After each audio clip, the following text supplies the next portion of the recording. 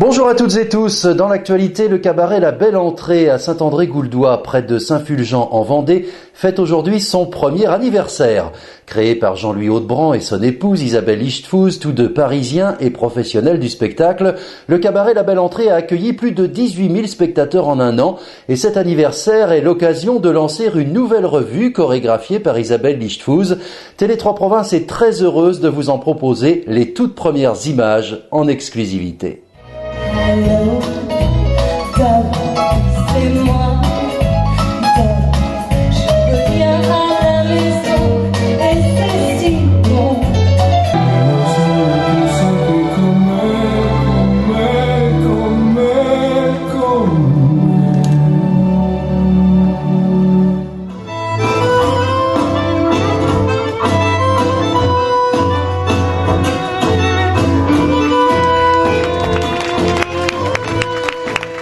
For where she goes, I've got to be. The meaning of my life is she.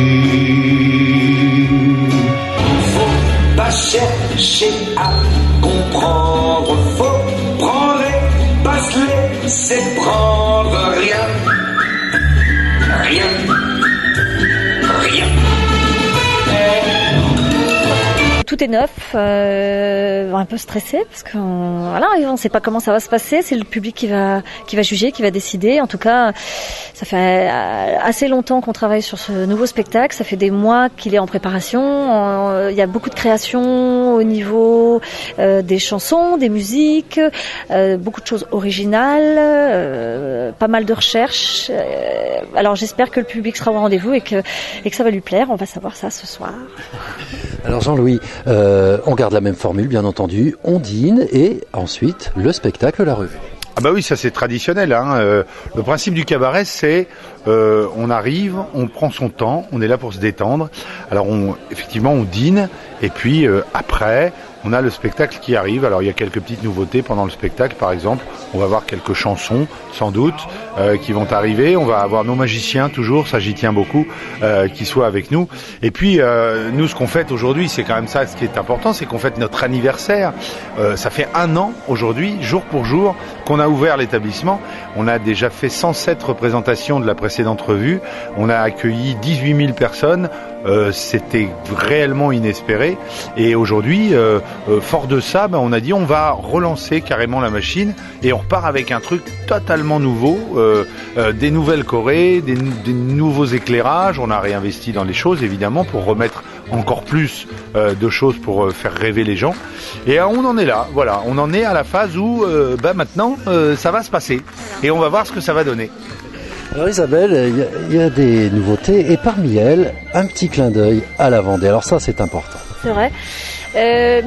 Oui, je souhaitais faire quelque chose de vendéen. Parce qu'on est en Vendée. Quand on est dans les cabarets parisiens, il y a toujours quelque chose sur Paris. Et là, il se trouve que j'avais envie de faire quelque chose de différent. Alors, un petit clin d'œil au folklore typique vendéen, à l'histoire un peu vendéenne. Et puis, une petite surprise. Ça va sur quelque chose d'un peu plus moderne, avec des plumes. J'en dis pas trop. Suspense.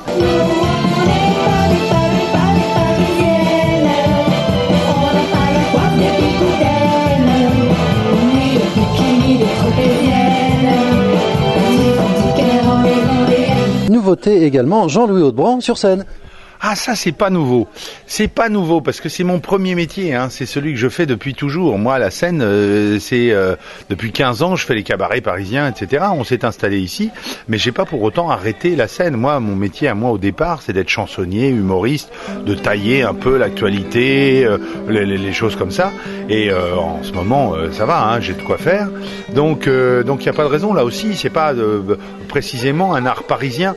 Le métier de chansonnier, c'est s'occuper un petit peu de ce qui concerne les gens.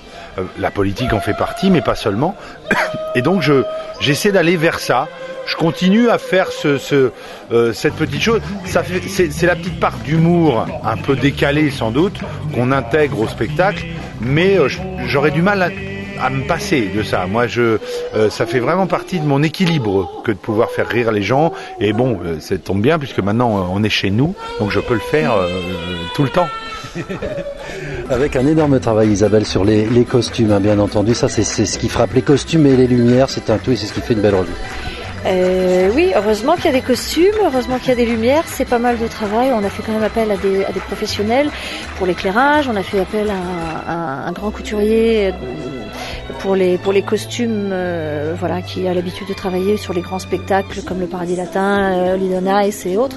Voilà, donc on s'est entouré vraiment d'une équipe pro pour faire, on espère, un joli spectacle. On essaie de mettre le maximum de nos compétences, de notre carnet d'adresses, il faut bien le dire, des gens qu'on connaît autour de nous, pour faire en sorte que tout soit le plus professionnel possible. Et c'est ce qu'on va proposer aux gens ce soir, essayer de leur montrer un petit peu que Saint-André-Gouldois peut aussi être un cœur vendéen qui palpite, et c'est un petit peu ce qu'on va essayer de faire sur ce tableau vendéen, un cœur qui palpite au milieu de la campagne vendéenne, mais avec beaucoup de professionnalisme et j'espère pour les gens beaucoup de plaisir. Eh bien voilà, beaucoup de plaisir à découvrir ici. Bonne chance pour cette première, Isabelle Jean-Louis. Merci. Merci beaucoup. On serre les doigts. Merci à vous. À bientôt.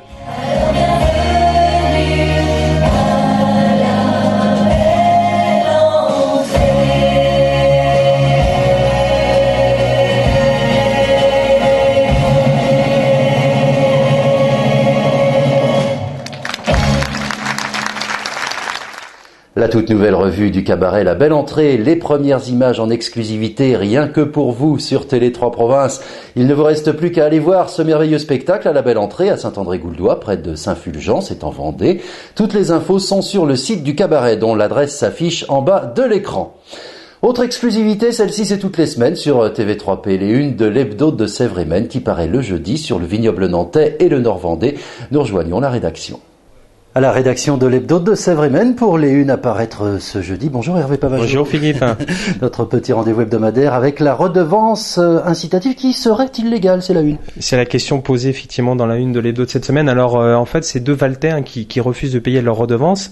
Sur ce territoire la redevance est déjà applicable. Il y en a d'autres où c'est en réflexion comme à Clisson. Et effectivement ils ont fait appel à un avocat pour juger ou non de l'illégalité de cette mesure. Voilà, très peu de chances peut-être d'aboutir quand même, mais on revient sur ce dossier-là qui pose pas mal de questions puisque sur le vignoble, l'intégralité des foyers seront assujettis à la redevance d'ici quelques années. Autre titre à la une à Paris, le Muscadet s'offre le Top Chef de M6. Le Top Chef M6, effectivement, Philippe. En fait, Interloire a proposé à des Top Chefs de l'émission d'M6 de participer à une manifestation. Donc ça se passe à Paris. Hein. Malheureusement, je ne sais pas si vous pourrez y aller. Et ça se passe ce week-end à Paris. On présente cette manifestation où il va y avoir donc des accords mévins proposés, présentés notamment donc par les Top Chefs de M6. Et puis à Gétigné, un nouveau magasin de bricolage va arriver. Et effectivement, donc là, l'info est tombée la semaine dernière. Un magasin de bricolage pour ceux qui bricolent. Je ne sais pas si ça vous concerne, Philippe. Très peu. Très peu. Donc magasin de bricolage, de jardinage, donc qui sera situé près des allées Gestina, déjà sur la zone commerciale de Gétigné.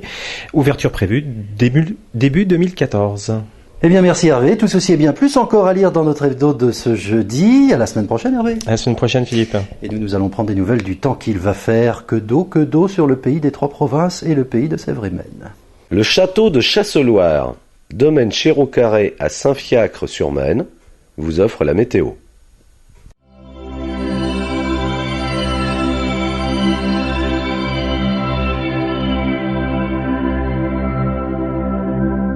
Et pas de changement côté météo, toujours un temps très pluvieux demain, des passages nuageux importants sur la région. Ce type de temps va se maintenir au moins jusqu'à samedi. Les températures ont bien du mal à remonter, de l'ordre de 14 degrés demain pour les maximales et des minimales de 11 degrés la nuit.